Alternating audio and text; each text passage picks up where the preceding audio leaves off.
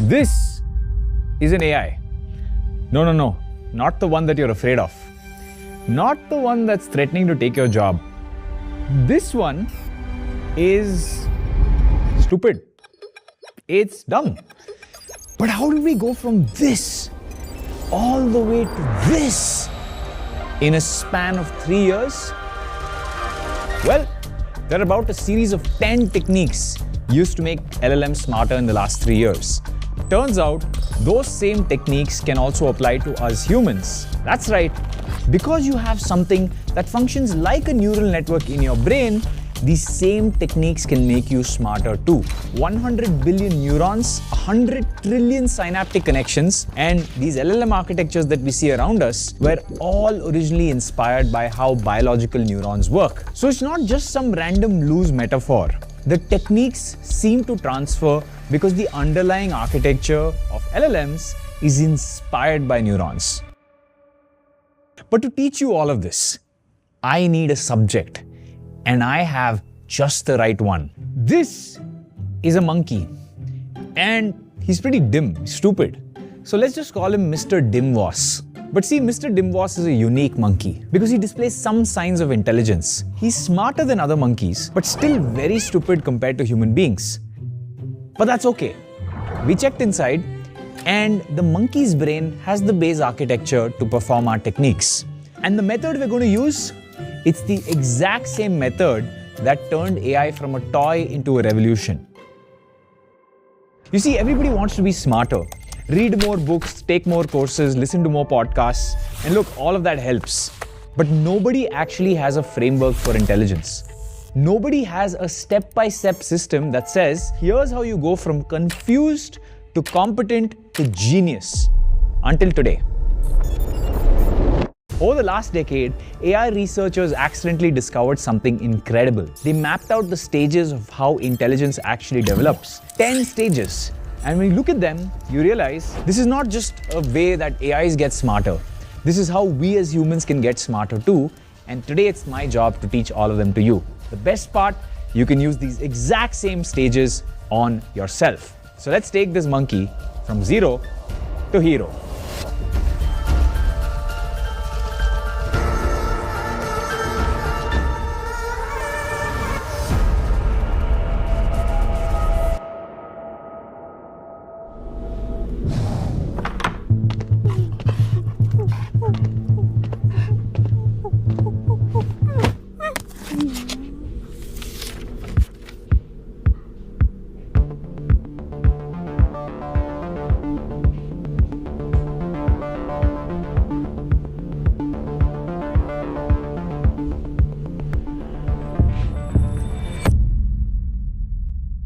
With AI, pre-training is where the model reads the entire internet. Billions of words and no specific goal. No test to study for, no exam to give, just absorbing everything and building a map of how the world works. For humans, this is your childhood all the way through your 20s.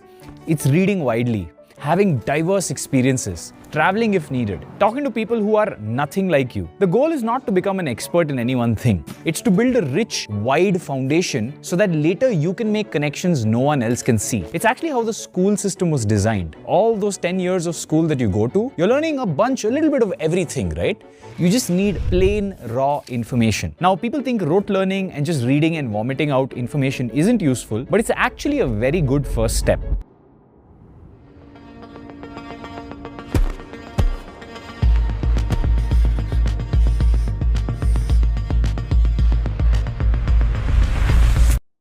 The mistake that most people make though, they specialize too early. They go deep on one thing before they've gone wide on everything. The best minds in history, Leonardo da Vinci, Franklin, Feynman, Demis, they were all pre-trained across dozens of domains before they ever specialized. So, what do? Read 50 books a year across 10 different categories. Have conversations outside your job industry. Travel to places that challenge your worldview. Your goal is simply to maximize the diversity and quality of your training data. As much exposure as you can get.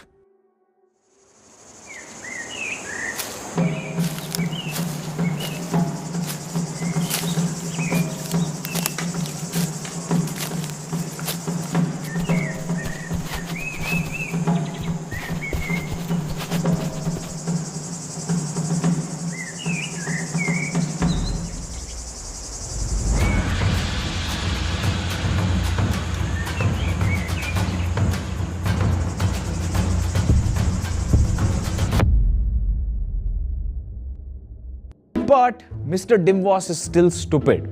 Watch. Hey, Dimwas, who would win in a fight? A very large 10-foot balloon or a tiger?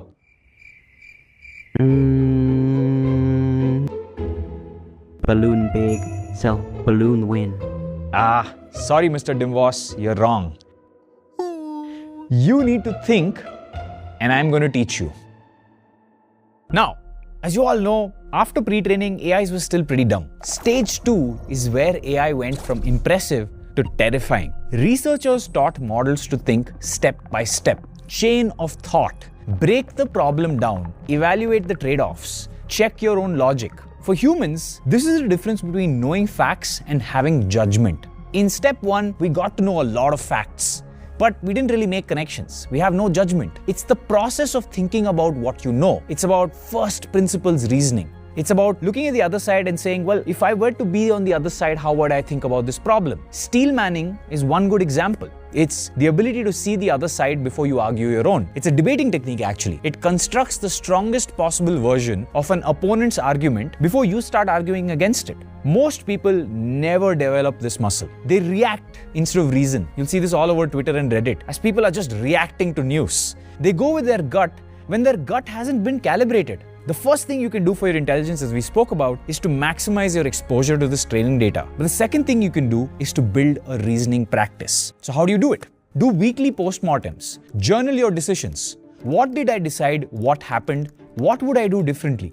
Study mental models. First principles, inversion, which is flipping things around. Second order thinking, which is not just what will happen tomorrow, but what will happen day after tomorrow if I do the thing tomorrow. Surround yourself with people who challenge your logic, not just agree with your conclusions. Could be mentors. In AI, this stage is usually implemented using something called RLHF, which is reinforcement learning from human feedback. Basically, a human watches the AI thing and says good or bad. Over thousands of reps, the AI's judgment starts getting really good. For you, that's probably a mentor, someone who watches your decisions and gives you an honest signal. Hey, Mr. Dimwas, you're wrong about the tiger and the balloon. And I need you to think right here. What does a tiger have on its paws that can pop a balloon?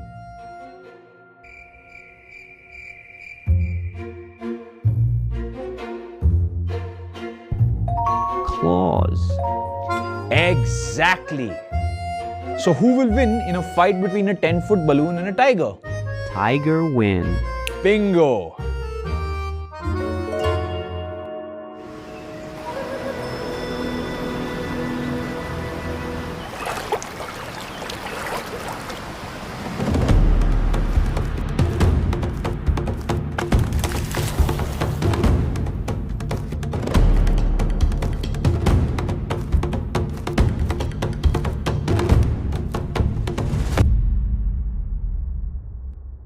The third step was the moment AI changed everything. When models learned to use tools, which is search the web, write code, call APIs, they went from smart to superhuman because they learned the most important lesson and something that made humans the dominant species on Earth: tool use. For humans, this is the difference between a theoretically smart person and an effective person. The smart person tries to figure everything out from first principles. But the effective person knows when to use a calculator or when to open Photoshop.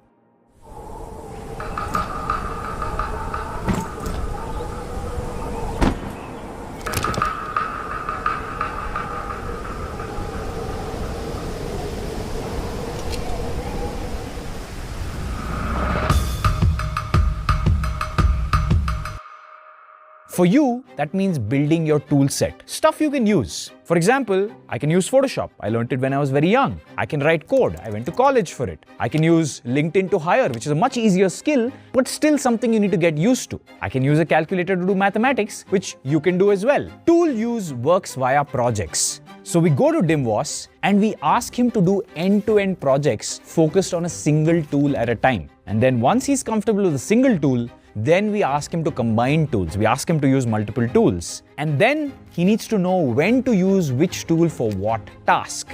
And therefore, we create a task association. This happens automatically as you use these tools, but it can also be intentionally designed for yourself.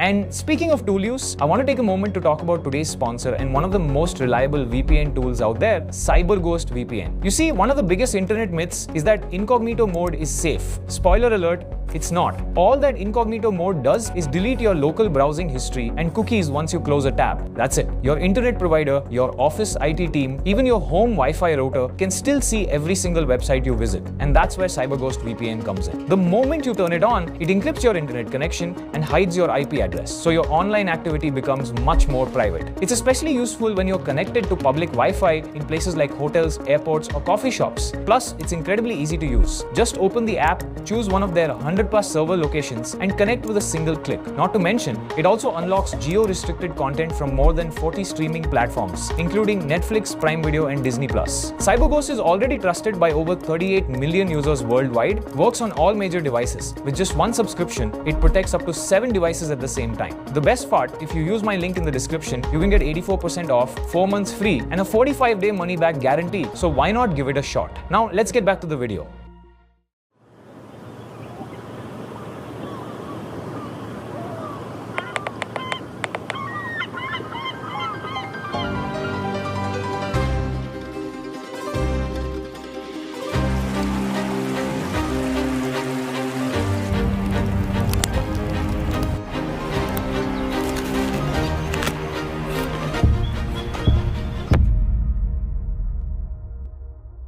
Awesome! The next step is when AI went from processing text to understanding images, audio, video, and code all at once. And that's when something magical happened. The model didn't just get better at each individual thing, it got better at everything. Because different modalities reinforce each other. Humans who only learn from books have a one-dimensional understanding. The founder who understands their product through spreadsheets and customer calls and building the prototype and watching users struggle, that person has this 4D mental model that's much richer. One way to be multimodal is not just to consume information in text. A video animation of Bernoulli's principle is better than just reading it on text. Now you may say, well Varun, everyone watches videos. But then you look at our current education system and see that it's all text. And here's the second part that people are missing. Multimodal systems are not just about input, they're also about output. So you need to learn how to output in multiple formats, not just write an answer down in text. This is why I encourage a lot of people to make videos. You will learn a lot writing, sure, but you learn even more making an audio recording. It's higher bandwidth, and even more making a video. People who make videos generally have a better understanding of a topic than people who write text.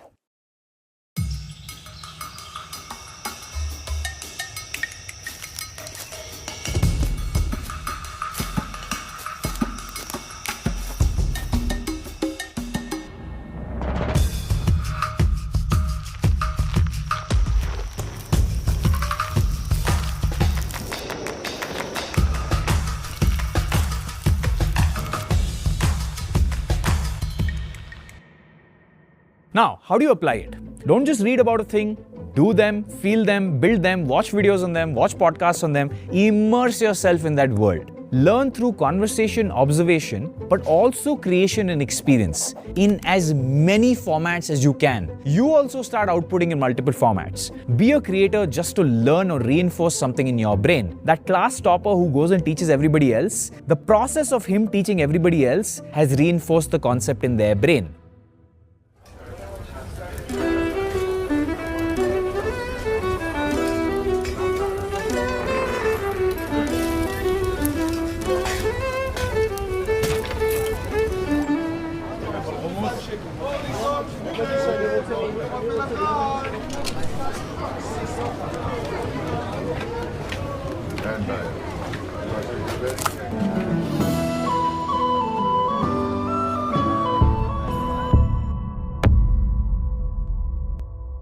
Now, this next one blew researchers' minds. They discovered that AI models could learn entirely new tasks from just a few examples, even though they weren't in their training phase anymore.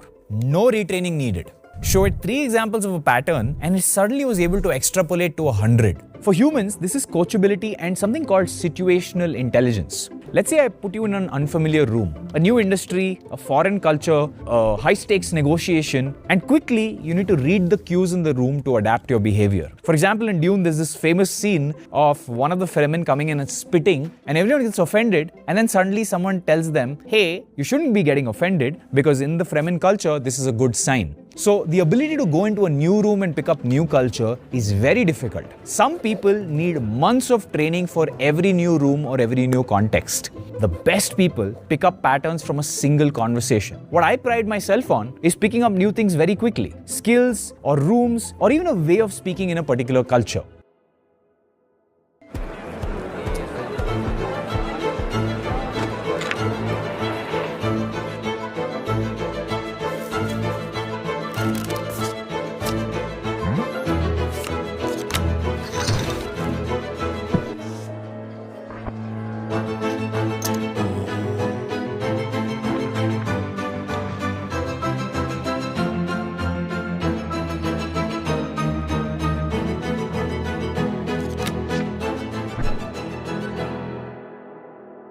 Now, how do you apply this? It's by practice. Practice entering unfamiliar situations deliberately. Travel alone. Sit in on meetings outside of your domain. The more context you've adapted to, the faster you adapt to the next one. Learn to extrapolate from just a small amount of examples. If you're given 5 examples, then learn to think of the 6th. By the way, humans have a way to do this. The way is called studying history. Human history tends to repeat and be cyclical. When you see how humans have done it in the past, it allows you to extrapolate in the future. It's also why history was supposed to be a part of the syllabus in schools. Not to sit and mug up dates, but to try and form patterns of how humans behave in situations, like situations of scarcity or abundance, or when careers change, or what happens when a leader gets to power and becomes corrupt. All of these patterns are repeatable and predictable. And remember, like everything else we spoke about, this is a trainable skill and not a fixed trait.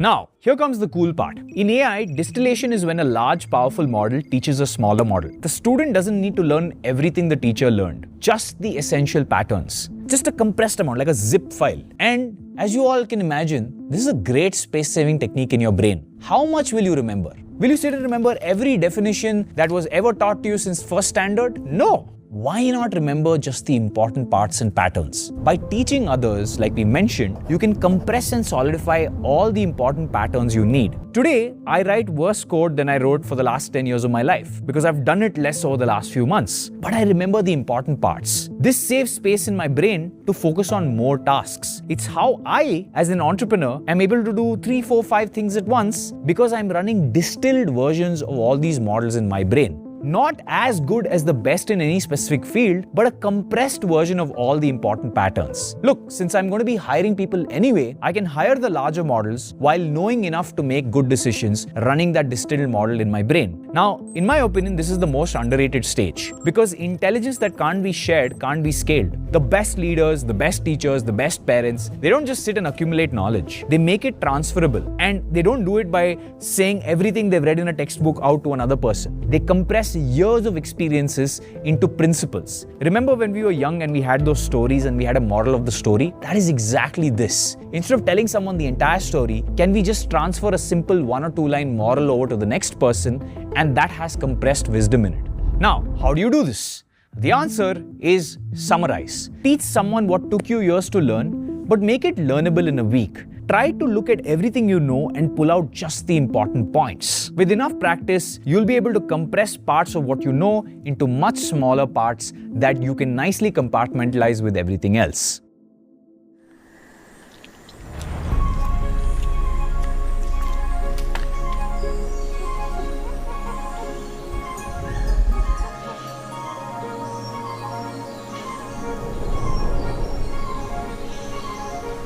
We found it. We climbed for it. It's ours. There's enough. Look at him. He's hungry. Give it away today, starve tomorrow. Nobody shared with us. That's exactly why we share now.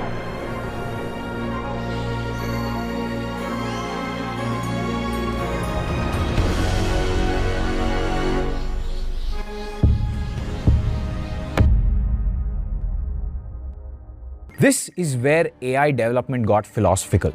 Researchers built constitutional AI, training models to evaluate their own outputs against a set of principles. In fact, Claude hired a philosopher for this, not just to be smart, but to be smart in the right direction. Basically, gaining wisdom. How do you test this? You test intelligence against pressure. I once had a relative that would always talk about Dhoni and keep telling me that Dhoni doesn't know how to play the straight drive. And he would say, I was a club player. But you and I both know decision-making changes with pressure. What decisions will you take when playing for the national team and playing at a club? And more importantly, what are your values? Why do humans become corrupt as they gain intelligence and power? For humans, this is the difference between intelligence and wisdom. Raw intelligence without values is dangerous, both in AI and in people. You can be prompted by other people. The earlier models, you can make them say anything you want because they have no principles they're aligned to. But the latest set of models, it's very difficult to make them do something that's not in line with their principles. But same thing goes with you. Are you someone that's constantly doing things because other people are asking you to do things? Are there other people you've met who are always making you cut corners or do something wrong or do something you don't want to do simply because you don't have internal principles? The most effective humans have an explicit operating system. Not just, oh, I'm a good person,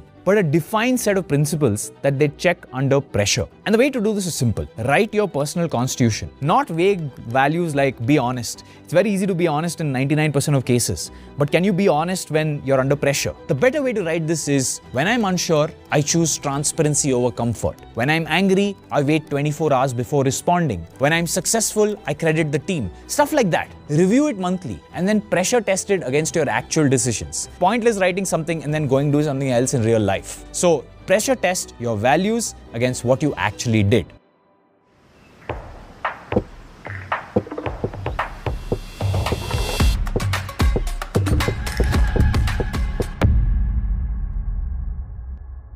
Now, this is how AlphaGo beat the world champion. Not by studying lots of human games, but by playing itself millions of times, generating its own training data, finding strategies no human ever imagined. And believe it or not, a lot of creativity comes from here. For humans, this is the power of something called thought experiments, which is the scenario planning and pre-mortems. What I mean by that is, if something's going to happen, can you analyze how that would happen? What would you do if your biggest customer left you tomorrow? What if this strategy that you're pursuing in life fails completely? What if your career plan is useless? What if you're wrong about your core assumption? You can learn from experiences you haven't had yet if you're willing to simulate them honestly. And some humans come inbuilt with a very good system to do this. It's called anxiety, but it can be harnessed to simulate the future. As long as you realize there are multiple versions of the future, this works. Another way to do this is to discuss with peers of your own wavelength. Find a community of similar wavelength people so that they can debate you and say, I think you're wrong about this, I think it'll go like this, so that you know all possible scenarios that might happen and therefore you can make decisions accordingly.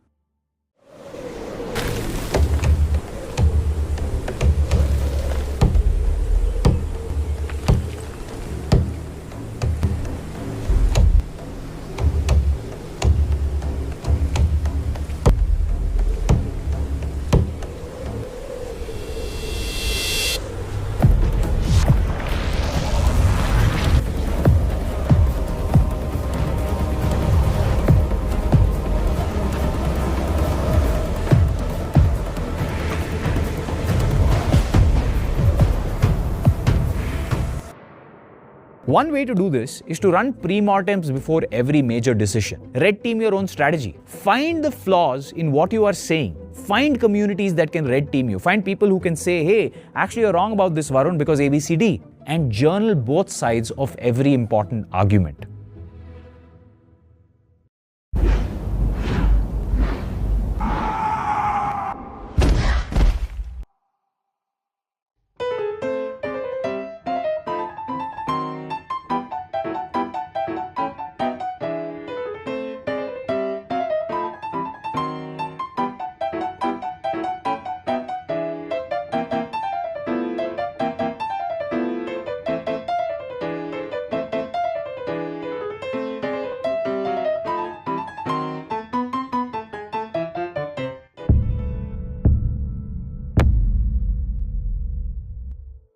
Now, modern AI uses an architecture called mixture of experts. Instead of running every problem through the same pathway, it has specialized sub-networks. The model activates the right expert for the right task. These are trained for each use case. One for healthcare, one for something else, one for some other thing, all trained with expert RLHF. For humans, this is called a meta skill. You need a different mode for a board meeting than for a creative brainstorming session. A different energy for a tough conversation than for deep research. The people who struggle are the ones who bring the same energy to all problems, or the same approach to all problems. The ones who really thrive in this world have built multiple internal experts, and they know exactly which one to call on. But there's another step to this. Remember we distilled models in one of the stages? Well, to really be a polymath, you need to use multiple distilled mixture of experts. And the way to do this is to have all these little experts sitting in your brain at the same time, compressed versions of all of them, because otherwise you wouldn't have enough space, and then use them according to what the situation needs.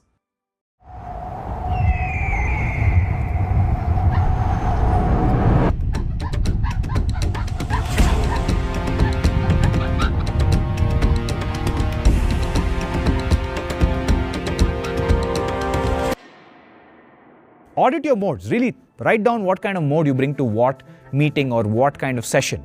Are you bringing CEO energy to a situation that needs coach energy? Are you in an analytical mode when you need creative mode? You'll see this a lot with engineers, right? The minute they start a company, they're still in engineer mode when they need to be in entrepreneur mode, which is very different. That's a very sales-driven thing. Engineer mode is very technology and process-driven. And you should be building distinct operating protocols for different contexts. For a long period of my entrepreneurial career, I was in engineer mode when I should have been in entrepreneur mode. So practice deliberately switching between them like an athlete training different muscle groups. And as long as you have all of these different modes in your brain and you're able to switch between them at will, and you've trained new ones for new situations, and you keep training new ones for new situations and then compressing them by teaching other people, you are starting to go on that track of being a polymath.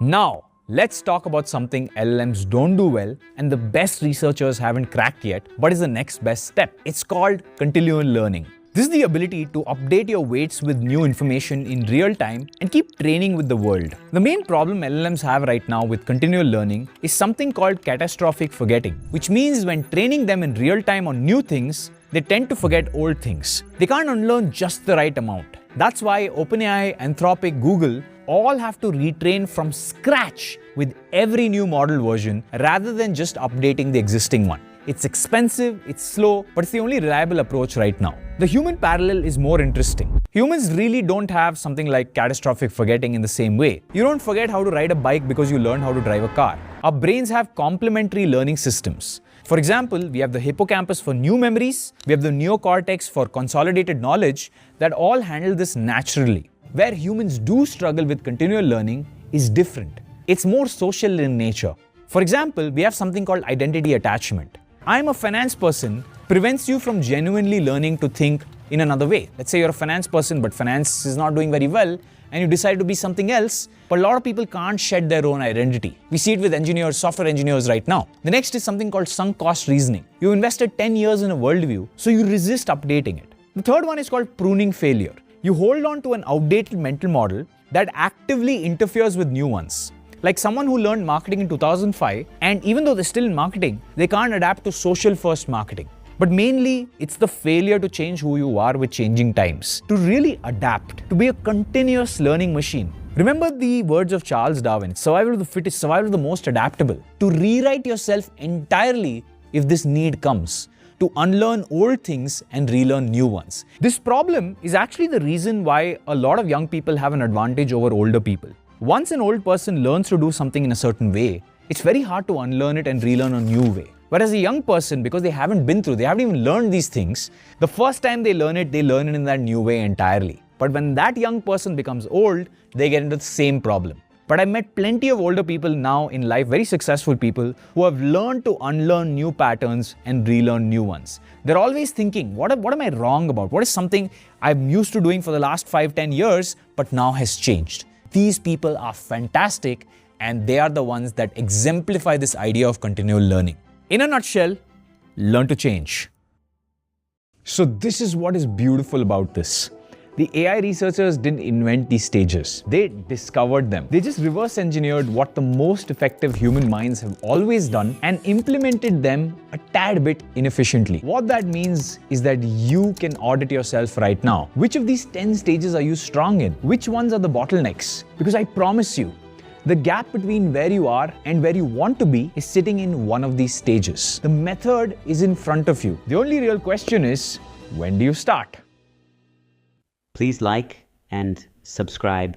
Before you go, don't forget to check out CyberGhost VPN using the link in the description and pinned comment. You'll get 84% off, 4 months free, and a 45-day money-back guarantee. If you want more privacy online and access to more content worldwide, it's definitely worth trying.